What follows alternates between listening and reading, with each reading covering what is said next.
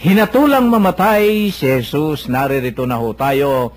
Pumasok na tayo sa chapter 15. Tuwing pista ng Pasko ay nagpapalaya si Pilato ng isang bilanggo, sino man ang hilingin sa kanya ng taong bayan. Nakabilanggo noon ang isang lalaking nangangalang Barabas, kasama ng ibang naghimagsik at nakamatay ng nagdaang himagsikan. Lumapit ang mga tao at hiniling kay Pilato na isagawa na ang kanyang kinaugaliang pagpapalaya ng isang bilanggo. Ibig ba ninyong palayain ko ang hari ng mga Hudyo? Tanong niya sa kanila. Alam ni Pilato na inggit ang naguudyok sa mga punong saserdote na dalhin sa kanya si Jesus.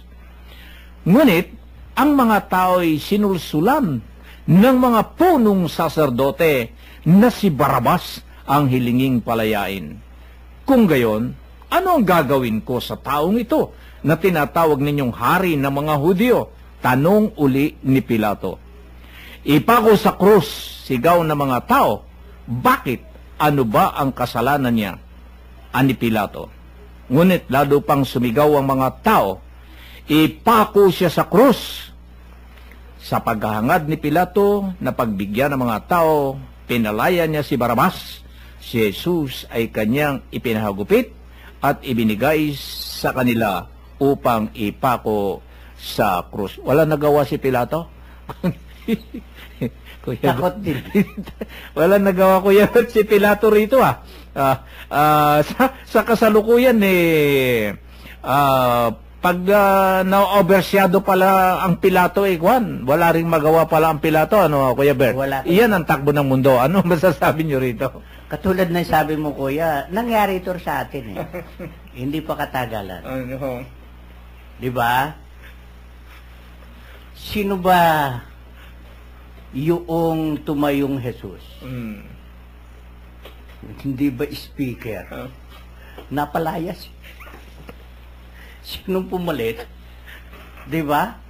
May ipinalit. No? So, Kuya, sa ngayon, nagdurusa siya, nakapako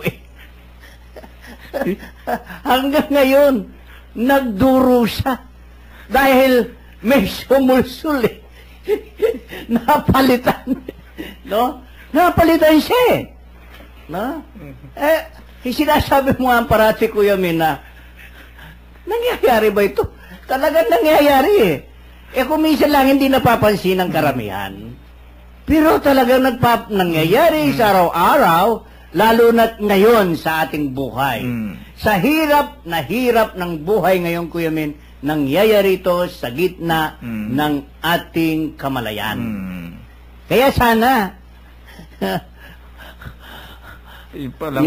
yung taong ito na nakatulad ng Panginoon, huwag siyang magsisi sa ginawa niya.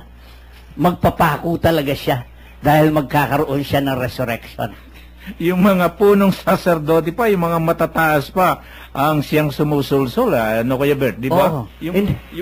Sino ba yung sumusulsul doon? Di ba maraming nagtanggol na sumulsol? No? Kaya nga, iba't iba naman, Kuya, di ba? Iba't iba. Natural Nakita mo? Dating kaalyado nawala. So, ganun talaga ang buhay. Pero, yung tinatamaan nun, dapat magpasalamat. Amen. Kesa doon sa hindi niya ipagtatanggol yung katotohanan. Amen. Kung magdudusa ka katulad ng ating Panginoon, magkakaroon ka naman ng resurrection. Ng buhay na walang hanggan. At ito po ang pinakabunga at ito po ang aral na gustong ikintal sa isip ng sangkakristyanuhan ng mga taong sumusunod sa Panginoon na manindigan sa katotohanan ng tao. Kung ano yung katotohanan, yun ang ipagtanggol natin at huwag tayong matakot sa mga anumang mangyayari sa atin. Sapagkat gaya na sinabi niyo, meron namang resurrection. Meron resurrection. Opo. At hindi tayo nag-iisa. Hindi tayo nag-iisa, Hindi tayo pababayaan. Dito sa mundo, takot tayo. Oo. Pero hindi pala dapat nating katakutan yung mga bagay na dito sa mundo. Sabi nga ng Panginoon, Kuya Min, para alala ko sa ating mga tagapakinig. Sabi niya, huwag kayong matakot sa pumapatay ng katawan. Amen.